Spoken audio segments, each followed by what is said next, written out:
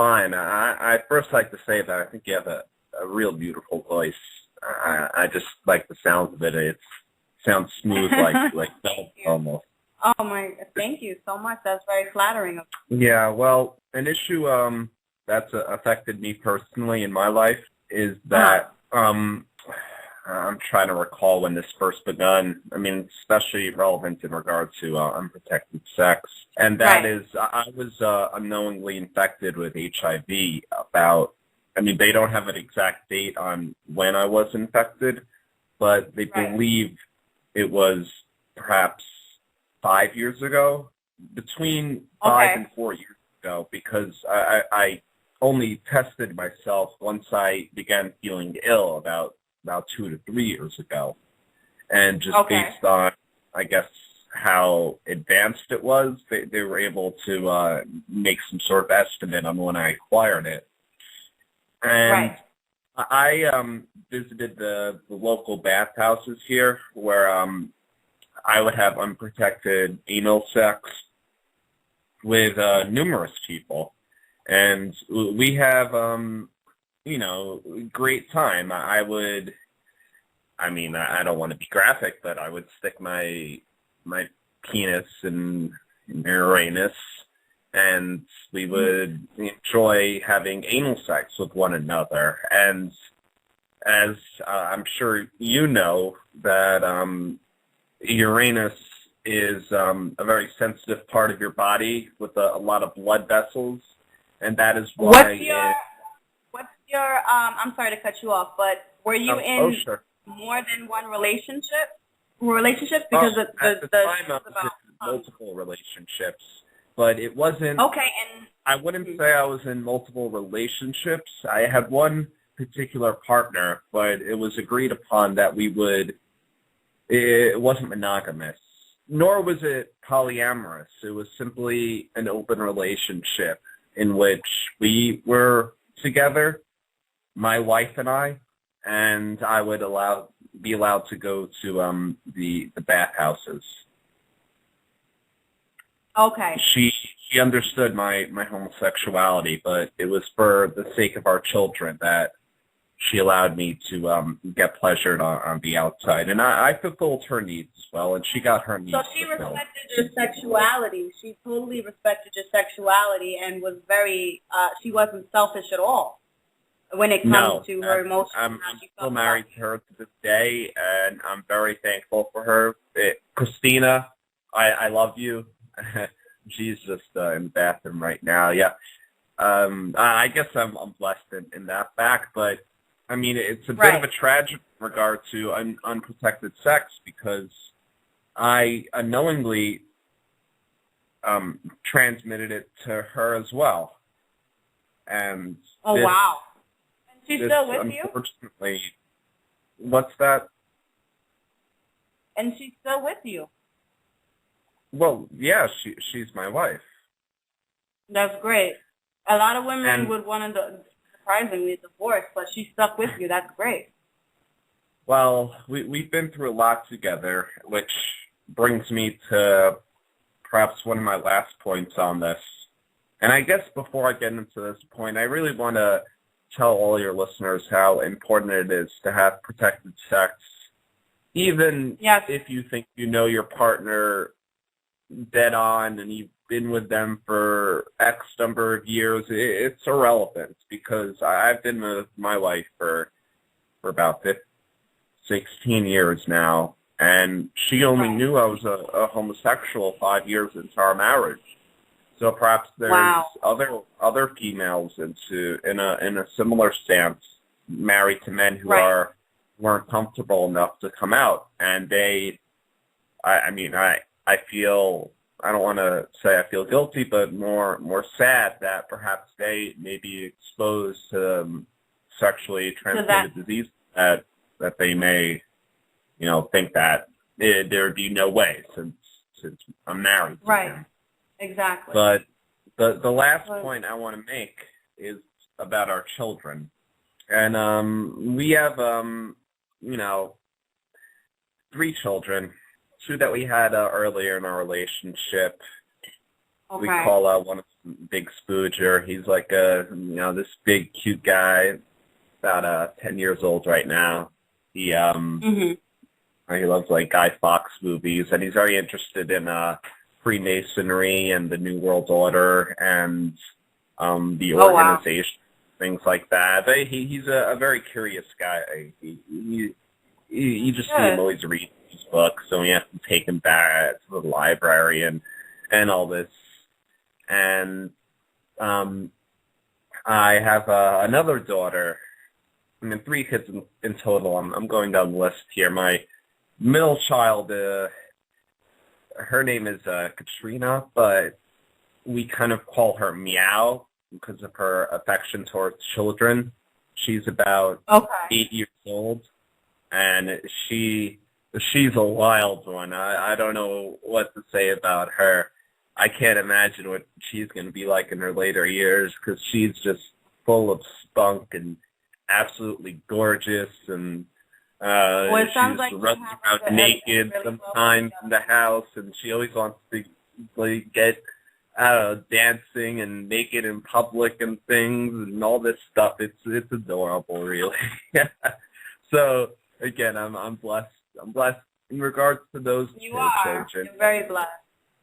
But there is a sadder. I have to get to my other callers. I just wanted to mention my last child, and unfortunately, she was born with HIV. Her name is Shelby, and she also has a gender identity disorder. But I guess I could pass that up. The last thing the final point rather I want to make is that, many people choose different lifestyles, and many people may have been afflicted by various diseases, but I consider, my family, even though both my wife and myself have HIV, and little Shelby has as well. Okay. We're happy, and we feel like this is heaven. We really do. God bless you, and God bless your family. That's wonderful to hear, and I'm glad that you called in to let everybody know. Right. Yes. All right. Well, thank you. Thank you so much for calling in. I appreciate that call. That was very deep. I want to give Jamal some time on the air. Jamal.little1, you are on the air. This is Sex Talk Unprotected. Good evening. How are you? Hello. Yes. Hello. Sorry. I had the show on in the background. Sorry. Hello. Yes. You're calling in from Sex Talk Unprotected. We're discussing polyamory. Yeah, I saw that in the title. Sorry, it's just, can you hear me correct? Yeah, I can hear you very clearly. Oh, you sorry. It's fine. Well, apologies. So I was talking, I'm actually in a polyamory relation. I can't pronounce it, but I have. Right. You're in more than one relationship at a time. Yeah, me and my. I guess you could call her my other half. My other half. Right. We're in a we've got many other lovers. It's kind of consensual. We're both aware of it, and we both go along well with it. And our kid, well, my oldest daughter, and my oldest son actually, are both getting into it as well. Not with us, in case you are wondering, but they're getting into it as well. Do you have any idea what, do you have anything to mention on that? Well, if your children are involved in polyamorous relationships, do you feel that you influence them, or do you feel that that's something that's been happening within just in general in life? Is there a lot of people that they know who are in relationships? Pretty much we kind of live in a colony, I guess you could say. We all live together. Lots of so you have people. It's sort of like the religion of Mormon. When you're Mormon, you have your whole family in one. So you guys all live together, and the children are well aware of the lifestyle, and they are going off and branching off into their own relationship. Yeah, exactly like that. And are you scared for their safety? Like, do you wonder if maybe they're protecting themselves? Yeah, I think every father is scared for their daughter's safety. My son, you know, I'm sure he can handle himself, but what are you gonna do?